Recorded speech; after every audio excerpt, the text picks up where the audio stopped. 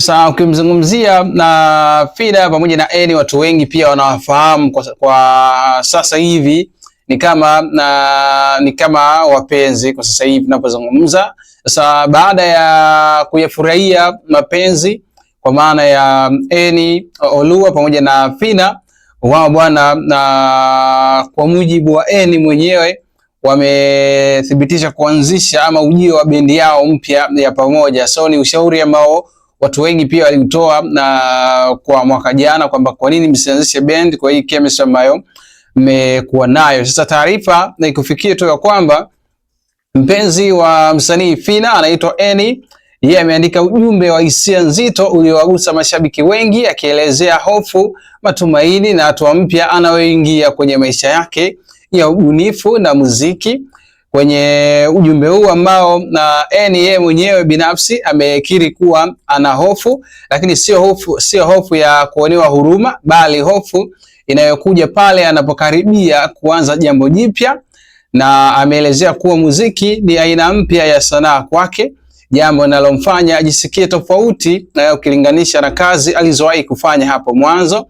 Lakini pia na Eni amefafanua sababu ya kupungua kwa uwepo wake mitandaoni, akisema amekuwa akifanya kazi kubwa zaidi ya kawaida, hasa nyuma ya pazia la utayarishaji wa muziki,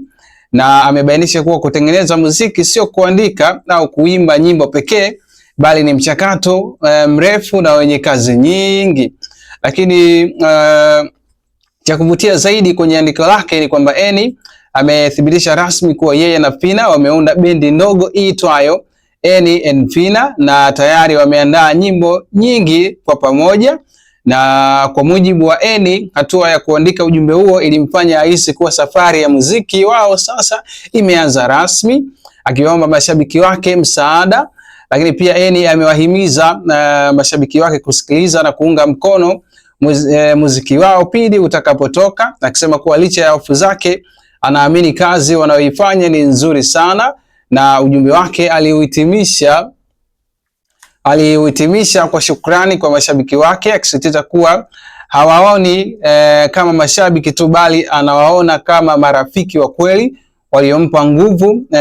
kwa kila hatua ya safari yake mpaka hapa ambapo yeye amefikia. So ni kitu ambacho kimewavutia watu wengi sana kwa hii statement ambayo na Eni ameitoa kupitia na akaunti zake za mitandao ya kijamii. Lakini pia na ukiachana na hiyo cover ambayo ameifanya kupitia wimbo wa Bob Rudala, ni kwamba